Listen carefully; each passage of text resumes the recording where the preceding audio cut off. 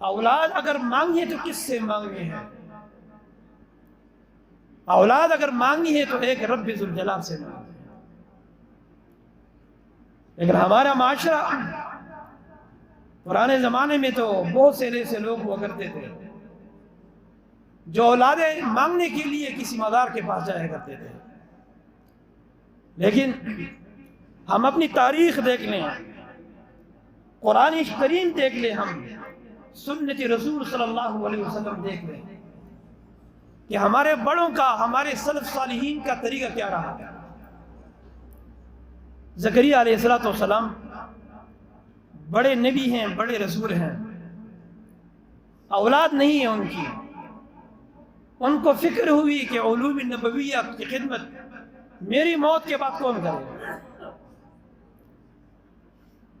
تو زکریا علیہ السلام فرماتے ہیں، فرمایا رب ہب لی من لدنک ذریۃ طیبہ، اے میرے رب مجھے عطا کر دیجیے اپنی جانب سے نیک اولاد،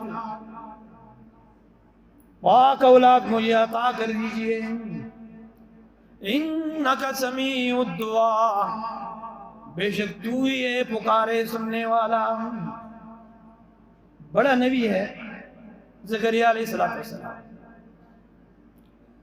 لیکن جب اولاد مانگتا ہے تو کس سے مانگتا ہے؟ رب ذوالجلال سے مانگتا ہے۔ دوسرے مقام پر فرمایا رب لا تذرنی فردا وانت خیر الوارثین، اے میرے رب مجھے اکیلا مت چھوڑ دیے، بیٹا چاہیے مجھے، اولاد چاہیے، نیک اولاد چاہیے۔ زکریا علیہ السلام کے متعلق سورۃ مریم میں فرمایا اذ نادى ربه نداء خفیا، اولاد نہیں ہے، اپنے رب کو پکارتا ہے، بڑا نبی ہے، بڑا اولو العزم نبی ہے، رسول ہے۔ اذ نادى ربه نداء خفیا، جب اس نے پکارا اپنے رب کو بہت بس آواز سے، اونچی آواز سے۔ کیا فرما رہے ہیں؟ قال رب انی وهن العظم منی واشتعل الرأس شیبا ولم اکن بدعائک رب شقیا۔ زکریا علیہ السلام ارشاد فرما دے، اے رب انی وهن العظم منی، بے شک میرے بدن کی ہڈیاں کمزور ہو چکی ہیں، واشتعل الرأس شیبا، میرے بال بھی سفید ہو چکے ہیں،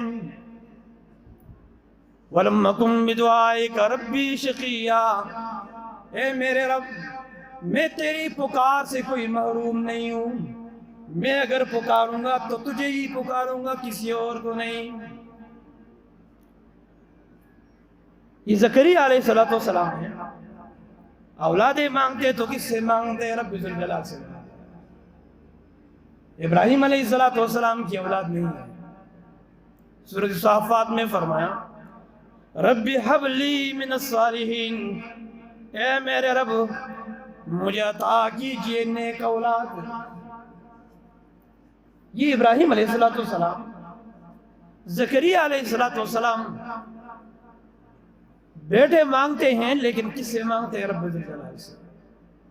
ہمارے سلف صالحین کا طریقہ یہ رہا ہے، ہمارے بڑوں کا طریقہ یہ رہا ہے، ولی کی ولایت برحق، نبی کی نبوت برحق، لیکن نبی کسی کو بیٹا نہیں دے سکتا، ولی کس طرح بیٹا دے؟